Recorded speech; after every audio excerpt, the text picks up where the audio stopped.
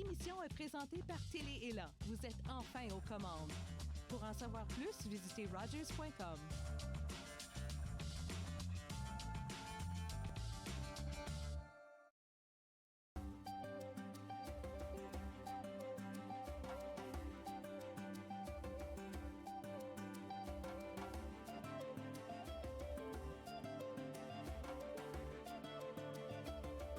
Bonjour tout le monde, bienvenue à l'émission Vivre Ensemble, mon nom est Jean-Marie Vianney. Cette émission de Vivre Ensemble, nous allons parler de communication. Si vous êtes passionné de communication, si vous êtes passionné d'entrepreneuriat, si vous voulez, surtout si vous voulez avoir un impact sur ce que vous dites, comment est-ce que vous vous présentez, alors j'ai le plaisir d'introduire une personne que j'ai toujours voulu avoir à mon micro, Madame Peggy Civil, qui représente Civil Communication. Bonjour et bienvenue à l'émission, Peggy. Bonjour, merci beaucoup de l'invitation et on va parler de communication, c'est ma passion. C'est ta passion. Oui, absolument. Et la communication, c'est un gros univers, c'est un domaine varié, vaste. Mm-hmm. Mais avant qu'on y rentre dans la communication, moi j'aimerais que ceux qui vont regarder, sont en train de regarder l'émission, te connaissent un peu. Peggy Civil, première, deuxième génération de Canadiennes ou Peggy Civil, oui. Bonjour à tous ceux qui nous écoutent. Merci Jean-Marie. Au fond, première génération parce que je suis née au Canada. Oui. Donc mes parents viennent d'Haïti. Donc eux, ils ont immigré ici. Exactement, de Port-au-Prince. Oui, directement. Donc ils se sont installés à Montréal. Oui. Et voilà la naissance de Peggy Civil. Jeune Montréalaise alors? Absolument, absolument. Donc née là-bas, passé une bonne partie de ma vie à Montréal. Donc, je suis la fille de Jean-Claude Civil et de Édith Toussaint. C'est important pour moi de les reconnaître parce qu'aujourd'hui, lorsque je prends cette parole, elle n'est pas vide, elle est remplie d'émotions, elle est remplie de recherches. Il y a une histoire. Absolument, il y a une histoire derrière et c'est grâce à mes parents qu'aujourd'hui, je peux prendre cette parole publique. Donc, les parents sont importants pour toi. Et puis, comme on dit, par chez nous, on dit être, c'est avoir des ancêtres. Absolument. Et je suis chanceuse parce que j'ai encore mes deux parents. Ils sont présents dans ma vie. Et même lorsque je termine une émission ou quelque chose, je les appelle toujours. Tu vas les appeler? Absolument. Absolument. Et qu'est-ce que tu vas leur dire? Écoute, contente de ce privilège, non seulement que TV Rogers m'offre, mais le privilège qu'ils m'ont offert aussi avec cette éducation, avec ce suivi, même encore d'être présent dans ma vie. Pour moi, c'est une bénédiction d'avoir ces deux parents. Mais tu sais, Peggy, on va se tutoyer, on va se vous voyer souvent, mais tu as un impact dans la vie de beaucoup de personnes aussi, dans la communauté, dans ton niveau professionnel. Est-ce que c'est facile de porter tous ces chapeaux? C'est une extrêmement bonne question. Premièrement, je conçois que l'impact doit agir sur moi-même avant. Donc, il faut être bien dans sa peau, il faut savoir qui qu'on est, il faut accepter notre histoire pour pouvoir potentiellement faire une différence dans la vie de quelqu'un d'autre. J'aime bien dire que je suis seulement le fil conducteur. J'ai cette bénédiction de pouvoir avoir cette parole publique quand même assez facile et je l'utilise dans le sens d'aider l'autre à faire son cheminement. Pour moi, c'est important. Souvent, les gens vont me poser la question, oui, mais tes communications, tu dis toujours « je suis communication ». Je le répète, je suis comme pour la communication unique parce que j'accepte qui que je suis et dans la com unique, on passe à l'action. Donc, pouvoir toucher l'autre, c'est bien se comprendre dans sa propre communication et accepter qui qu'on est dans la communication. Donc, le point focal, c'est d'abord l'acceptation de soi, de son identité. C'est plusieurs variantes que nous pouvons porter. Absolument, parce que lorsqu'on se comprend, on arrive à comprendre l'autre parce qu'on est en paix avec soi-même. Moi, je sais que je suis une personne qui prend beaucoup de place, mais je prends ma place. Je ne prends pas la place de quelqu'un d'autre. Je suis une personne extrêmement expressive. Oui. Parce que dans mon enfance, mes parents m'ont encouragée à exprimer comment que je suis. Est-ce que tu peux dire que ce sont tes parents qui t'ont influencé à être comme tu es? Ouais. Ça, il n'y a aucun doute. Mon père, il est mécanicien et ma mère, elle est femme de chambre, maintenant directrice de l'hôtel. Et j'ai vécu. Donc, ce sont des gens qui ont un parcours particulier aussi, qui ont commencé à. Absolument. Et c'est avec leur voix. Qui ont monté, absolument. C'est avec leur voix qu'ils ont pu monter les échelons, qu'on a pu les écouter, qu'ils ont pu me défendre aussi lorsque j'étais à l'école, qu'il y avait des défis, etc. Donc, pour moi, c'est un exemple de communication et c'est ce que je vis et que je fais vivre aux gens. Donc, les parents t'ont soutenu. Et toi, tu rentres comment dans la communication? Je rentre de plein fouet. Extrêmement téméraire. Un événement marquant? Oui, mon déchirement du ligament antérieur de mon genou gauche. Donc, 3 opérations. Et à ce moment-là, j'ai carrément fermé les portes à la communication. Donc, j'ai vraiment... je suis restée seule. Le temps de la guérison? Absolument, pour le temps de la guérison. Et c'est à ce moment-là que j'ai dit que la communication n'est pas nécessairement que la parole à haute voix. Exactement. Elle est aussi le non-verbal, elle est aussi le ressenti. La façon de s'habiller, beaucoup d'autres codes. Absolument. Et c'est là que j'ai découvert que cette communication appartient à tous ceux qui nous entourent. Et c'est grâce à ces gens qui ont communiqué autour de moi que ma guérison a été plus facile. Donc aujourd'hui, lorsque je dis je suis comme unique action, c'est parce que je l'ai vécu. J'ai vécu cette période où est-ce que j'étais fermée sur moi-même. Et c'est ce que je veux offrir aux gens qui nous entourent. Communiquer, tout simplement. Et donc là, ce parcours-là, ce recroqueviment t'a permis de te recentrer et te repositionner. Ça, c'est sûr et certain. J'ai pu découvrir qui que je suis. Parce que lorsqu'on est dans la joie, c'est simple. Mais lorsqu'on vit des peines, il faut chercher à comprendre qui qu'on est. Il faut prendre ce temps. Et ce temps-là m'a fait réaliser que je dois prendre ma place, que j'existe et que les gens qui sont autour de moi m'ont donné cette opportunité de pouvoir m'ouvrir, de m'exprimer. Donc, c'est la même chose aujourd'hui que je fais avec des gens que je reçois en stage dans ma compagnie ou des jeunes adolescents qui sont en difficulté, de pouvoir les parler, leur offrir une plateforme pour s'exprimer. Et donc, quand tu interviens dans le domaine de la communication, la perception des gens, comment est-ce qu'ils prennent ton travail? Est-ce que tu te considères comme quelqu'un qui... Tu parlais de ça tout à l'heure. Est-ce que tu viens prendre la place, tu prends leur place ou tu interviens juste comme une actrice ou communautaire ou tu rentres dans les domaines avec quelles lunettes? Lunettes fil conducteur. Pour moi, c'est important. Cette communication n'existe pas si l'autre ne se sent pas concerné. Donc c'est un dialogue. C'est un dialogue, c'est un échange. Et pour pouvoir communiquer, il faut comprendre l'autre personne aussi, la mettre à l'aise. C'est pour ça qu'on dit toujours d'adapter sa communication. C'est pas à l'autre personne de s'adapter, c'est à nous de s'adapter pour offrir cette plateforme à la communication qui devient, au fond, qui fait des collaborations, qui fait des connexions. Donc, c'est vraiment de porter attention à l'autre personne. Pour moi, c'est ça la communication. Alors, donc, maintenant, tu es une femme de pouvoir, femme qui communique, femme de prestance. Ça peut être intimidant pour parfois peut-être les hommes. J'adore l'approche. L'approche, elle a été faite lente, mais sûrement. C'est une bonne question. Parce que c'est un domaine où parfois il y a beaucoup d'hommes. On se dit les choses. C'est un domaine où est-ce que les hommes sont beaucoup plus présents. Il faut se faire son chemin. Absolument. Donc peut-être que j'intimide certains hommes, mais pour moi, c'est la compréhension, c'est de se parler, c'est ce cheminement.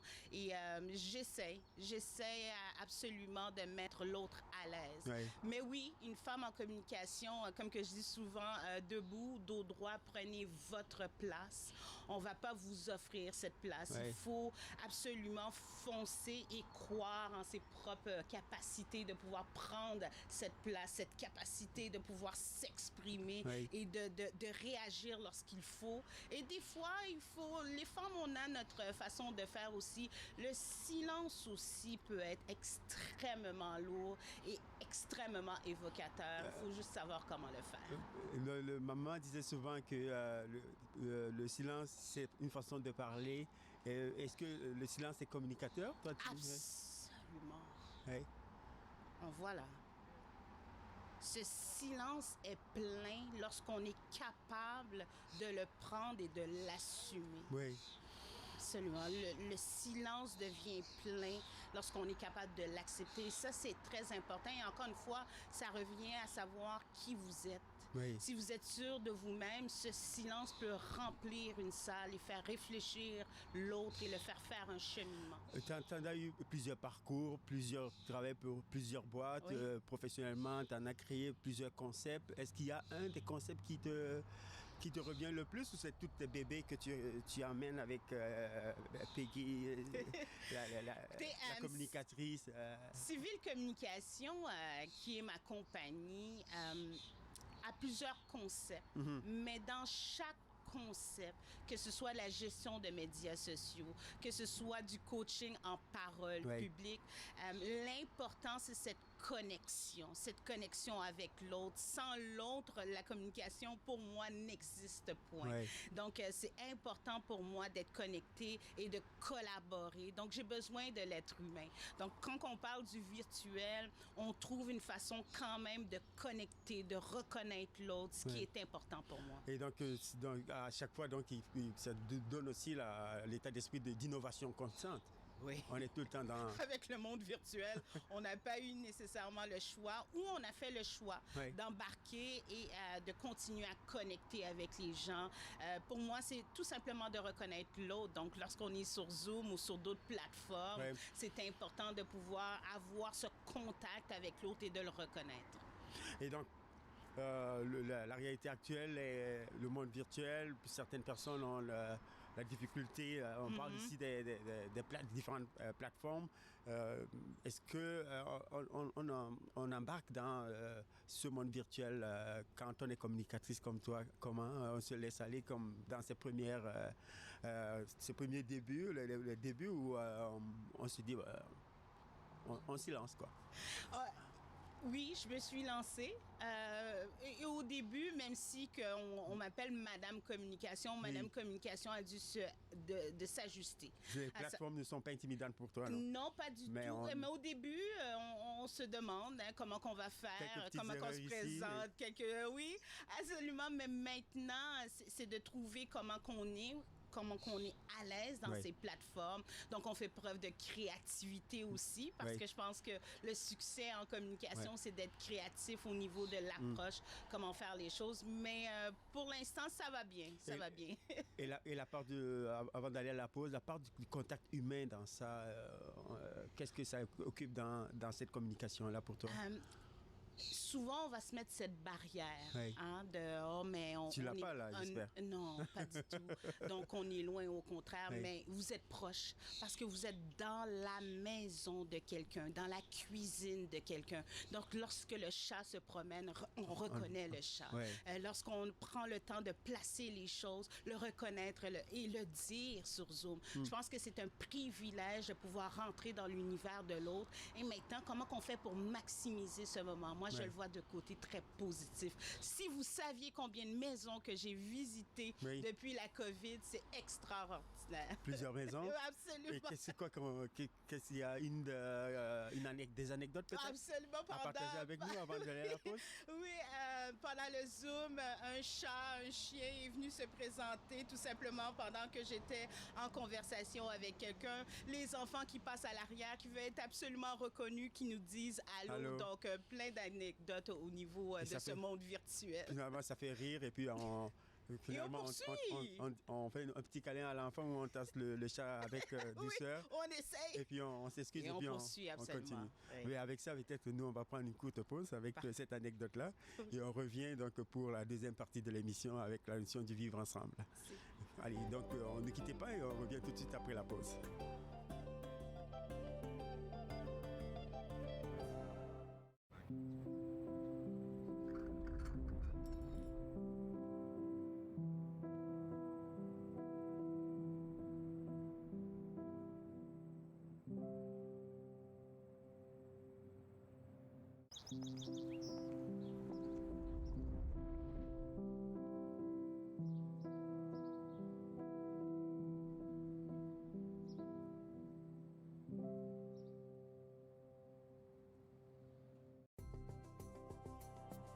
Il est question de partage et d'entraide, d'action et d'appartenance, de profiter pleinement de la vie et de rire aux éclats. Nous sommes l'Arche Canada. Nous admirons et partageons tout ce que les gens ont à offrir. Découvrez qui nous sommes dès aujourd'hui. Cette semaine à l'émission, on s'en va aux États-Unis. On fait des pogos, on fait une casserole de thon, on finit ça avec une tarte aux oignons de Maui. Passion Cuisine, lundi 13h30 sur TV Rogers.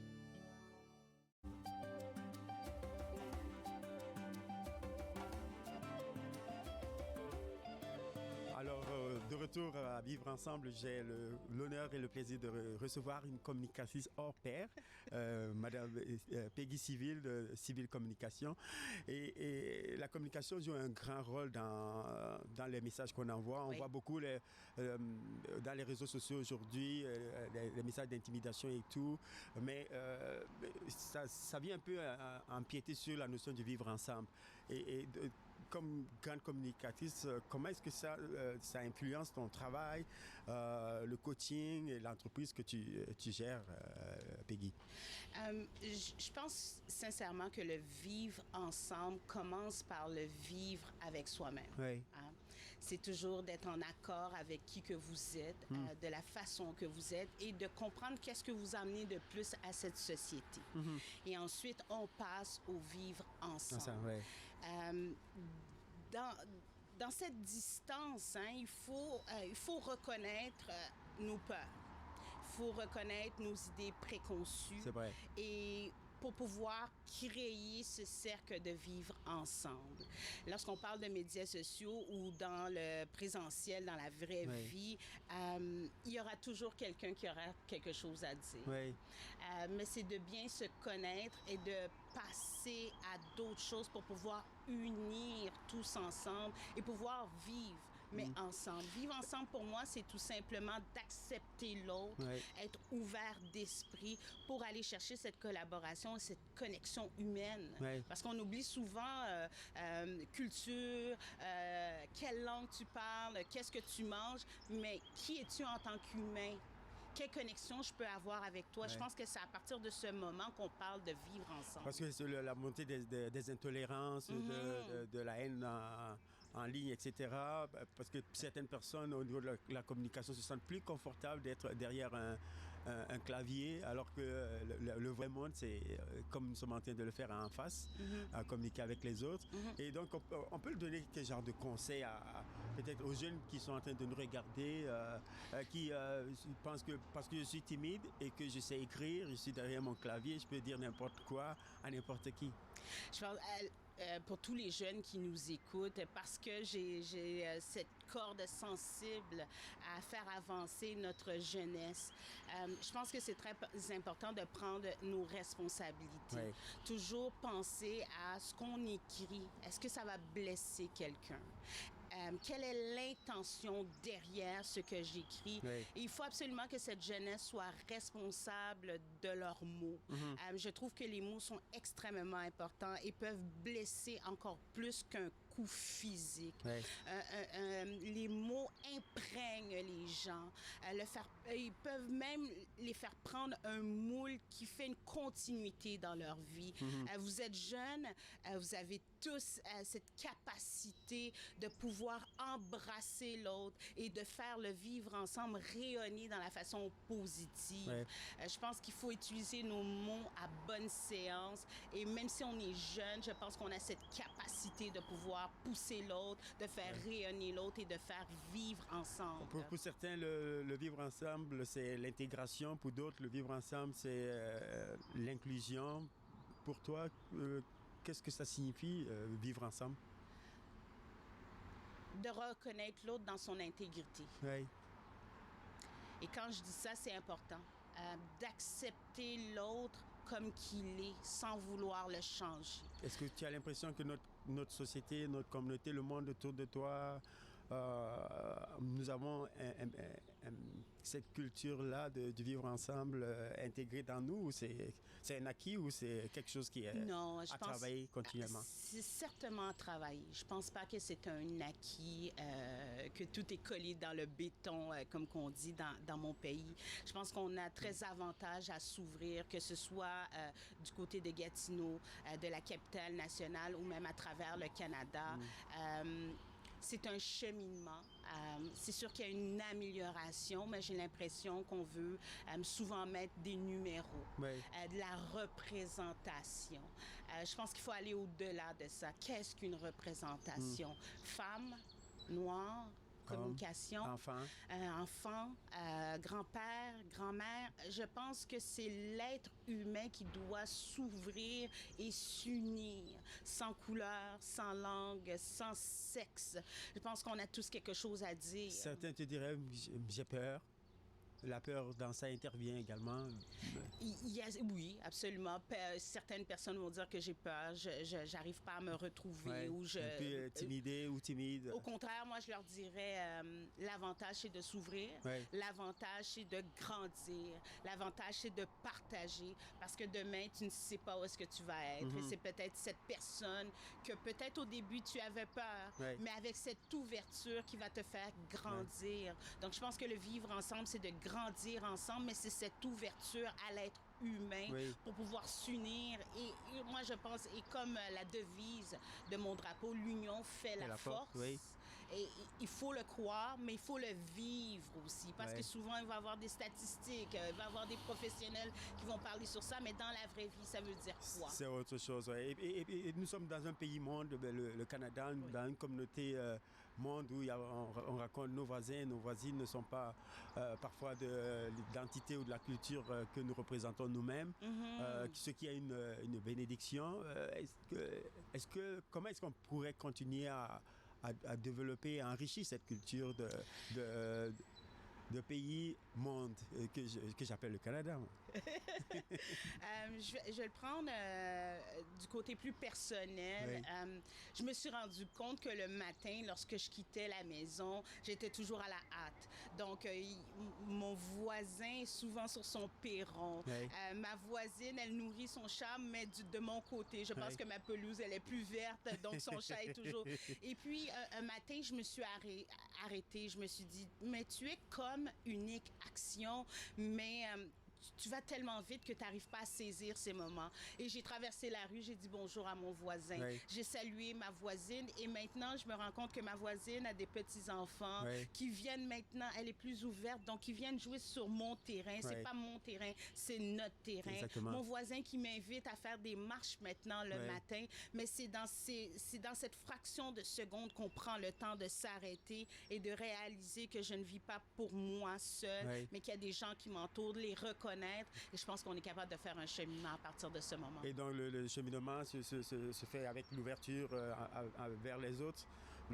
On regarde les autres avec... en fait, quand ils sont, plus on les côtoie, le réel se passe. Plus qu'on les côtoie, plus qu'on réalise qu'ils existent, plus qu'on réalise qu'ils ont des choses à nous apporter, des expériences. Et les gens qui sont autour de vous aussi vous regardent. Donc, ça fait comme un élan dans le quartier maintenant que lorsqu'on passe, on doit se saluer. Oui. C'est comme une connexion, une collaboration sans le dire. Oui. Mais si vous le faites, il y a quelqu'un qui va suivre. Et là, ça s'ouvre. Et là, on est rendu 5, 6 à marcher le matin. Oui. Et je suis sûre que ça va se poursuivre. Et dans cette marche, on apprend à se connaître. Les peines, les joies, des expériences qui sont partagées pendant cette marche. Ces soupirs pleins d'une expérience ou d'une amertume m'emmènent moi aussi à faire mon propre cheminement. Je pense que c'est ça, le vivre ensemble. En terminant l'émission, j'aimerais qu'il y a certainement des modèles, des personnes qui t'ont influencé dans ton univers, dans des hommes ou des femmes, des événements pour encourager ou favoriser le vivre ensemble. Est-ce que on terminait l'émission avec quoi, qui?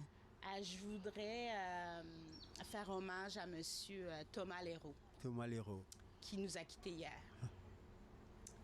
Un homme fantastique. Oui. Un homme qui habite dans la région de Montréal. Et qu'à chaque fois que j'avais cette conversation avec lui, toute une sympathie à sa famille. Oui, absolument, avait cette grande ouverture d'esprit. Tout était facile pour lui parce que le vivre ensemble était ancré. Il a aidé des centaines et des centaines de personnes dans la période de la COVID.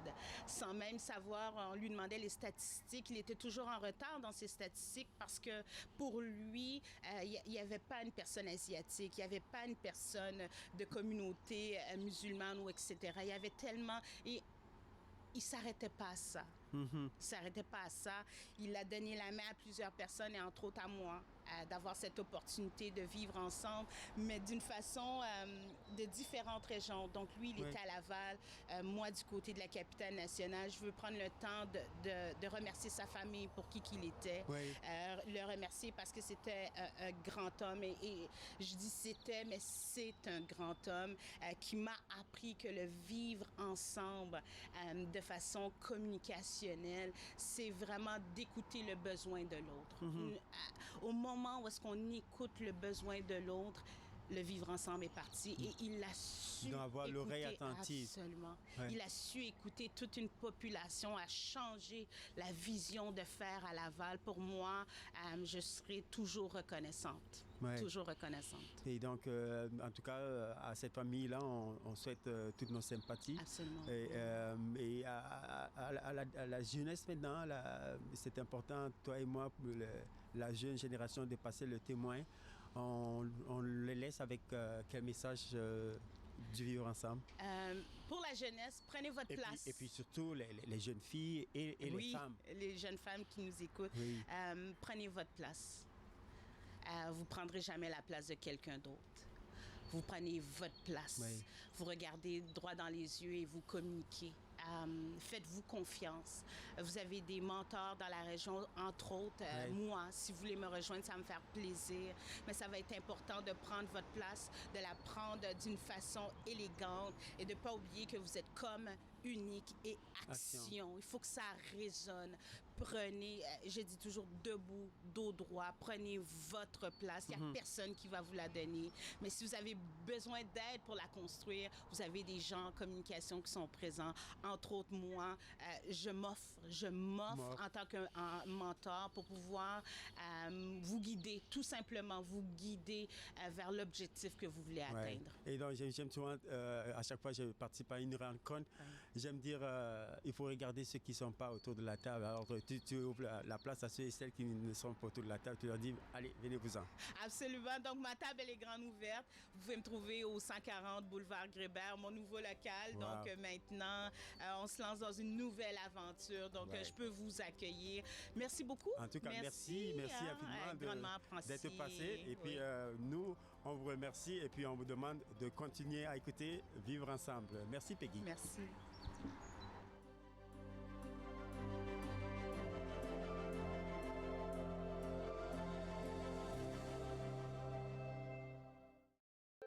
Faites-nous part de vos commentaires en composant le 613-521-2323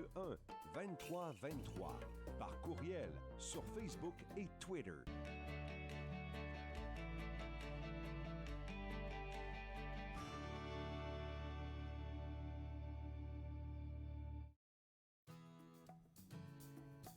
Mardi, Chantal Racine, de Masque, vous fera découvrir la programmation francophone de cet organisme voué à la promotion des arts. Par la suite, Catherine Lyons nous parlera des nouveaux programmes virtuels présentés par le Musée canadien de la guerre.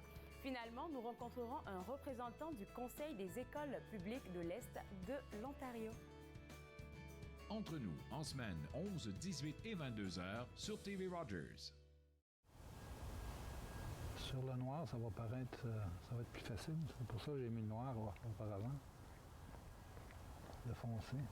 Le peintre des 4 saisons, mercredi 19h30 sur TV Rogers. Dans la prochaine émission, on découvre Miss Courageuse, une TikTokeuse amputée au bras qui inspire plus de 63 000 personnes quotidiennement sur ses plateformes sociales. Suivez-moi, jeudi 20h sur TV Rogers.